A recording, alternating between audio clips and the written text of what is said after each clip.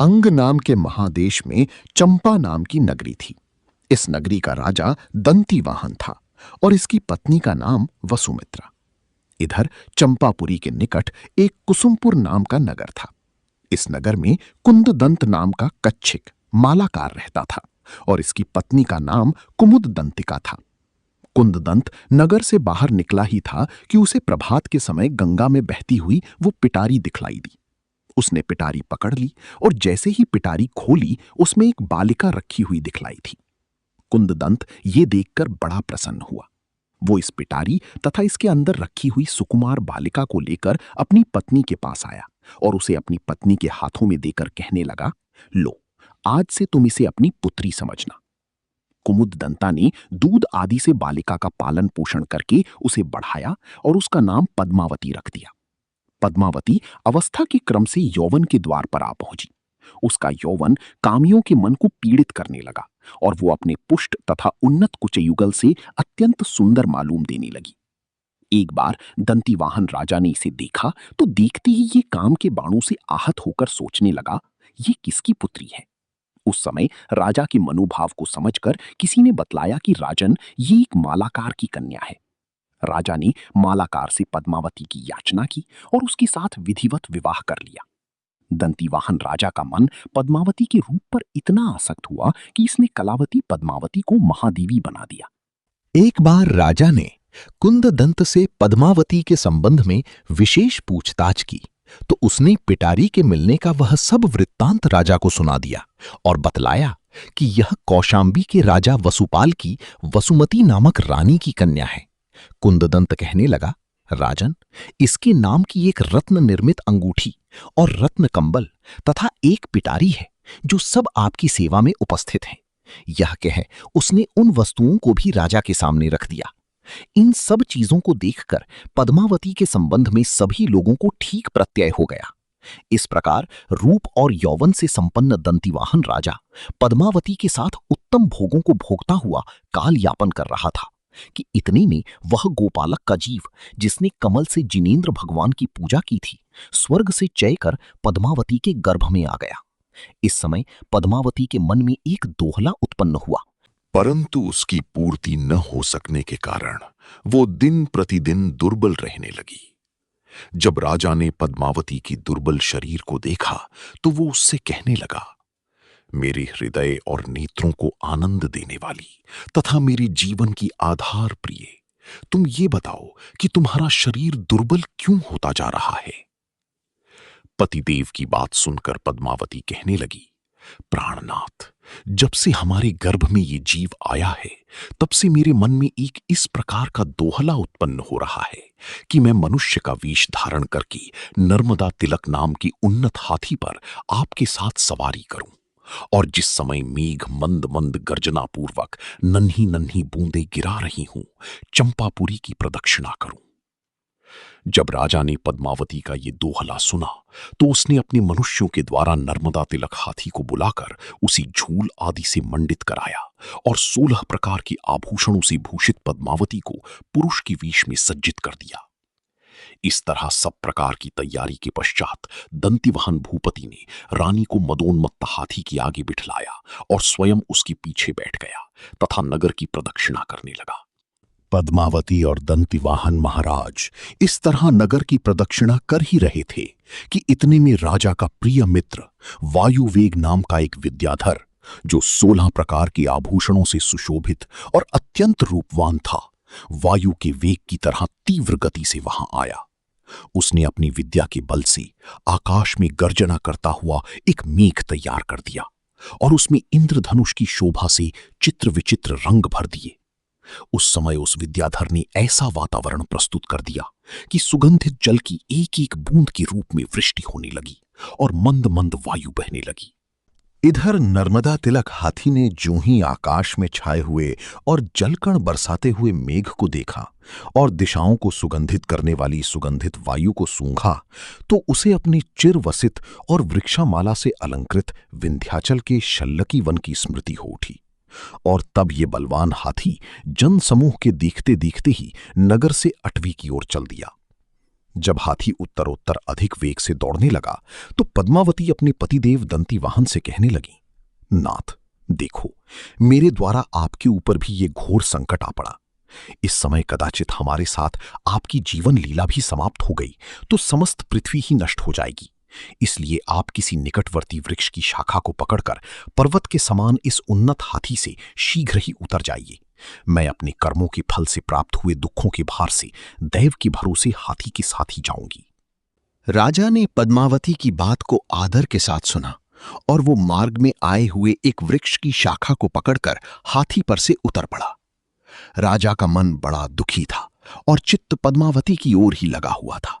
फिर भी वो पद्मावती के गुणों का स्मरण करता हुआ अपने घर आ गया। उधर नर्मदा तिलक हाथी पद्मावती को अपनी पीठ पर बिठाए हुए कलिंग देश के दंतीपुर के जंगल में जा पहुंचा।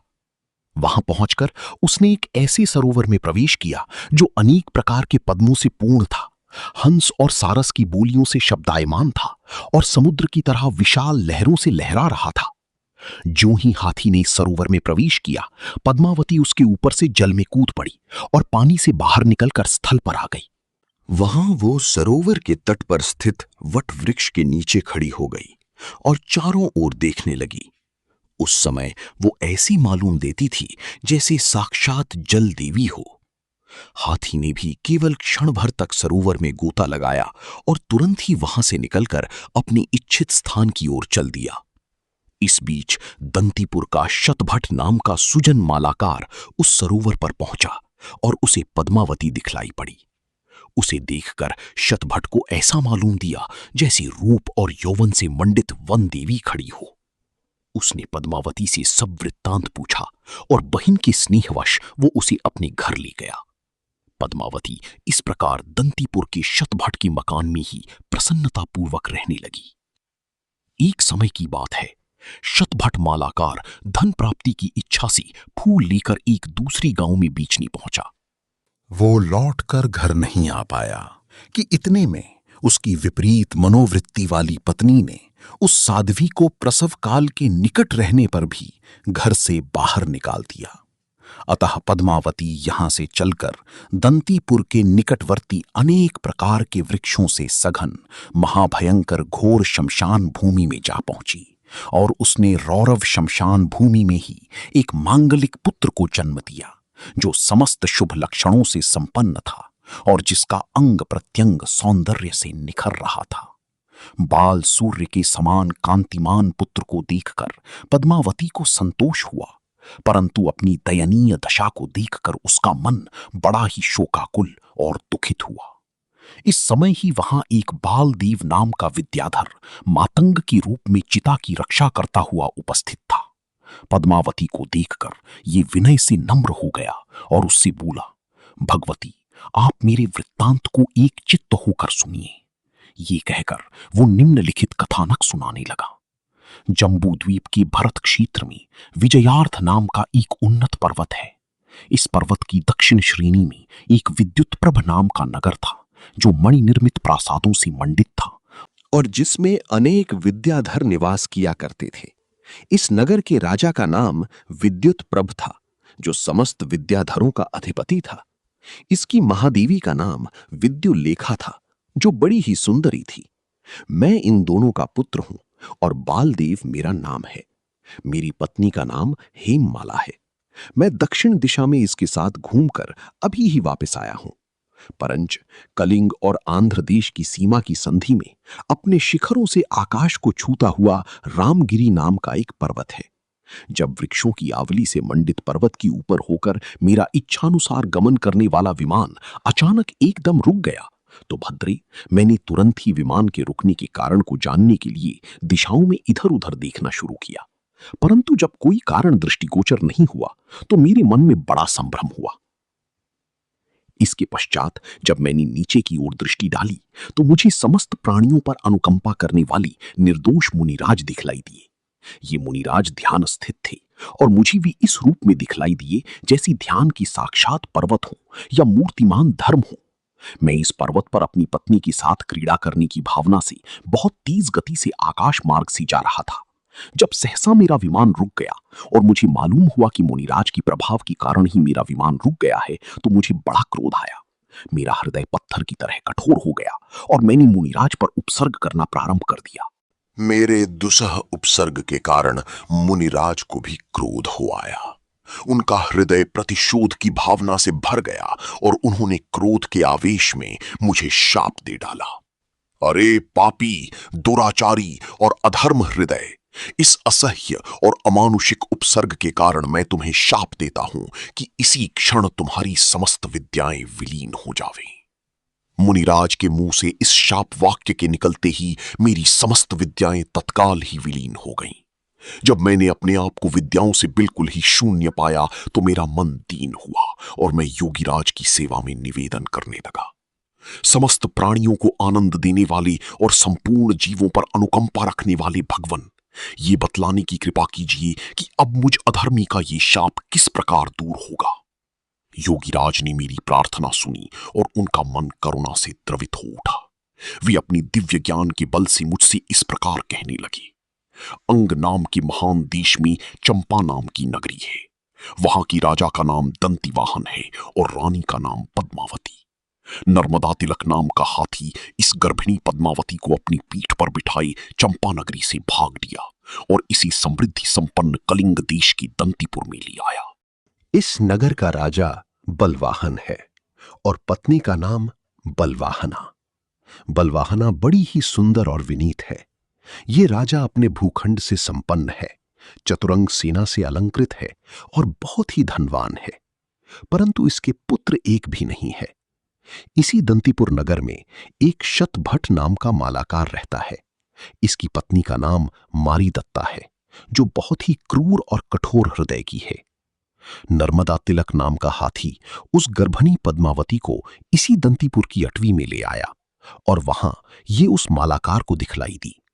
वो मालाकार पद्मावती को बहन मानकर बड़े आदर के साथ उसे अपने घर ले आया, परंतु मालाकार की अनुपस्थिति में उसकी पत्नी पद्मावती को प्रसव के ऐन मौके पर घर से बाहर निकाल देगी। पद्मावती वहां के भयंकर शमशान में पहुंचकर समस्त शुभ लक्षणों से संपन्न एक पुत्र को जन्म देगी।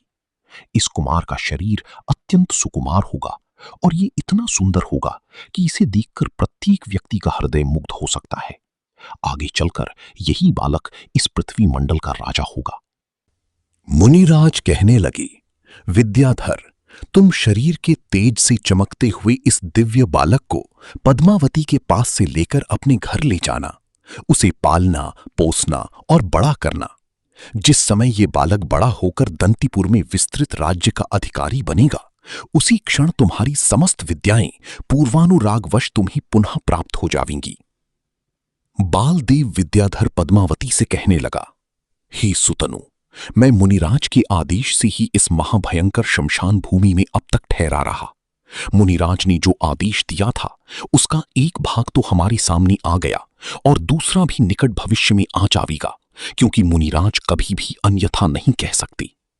भद्रे, इस कारण आप इस बालक को मुझे दे दीजिए।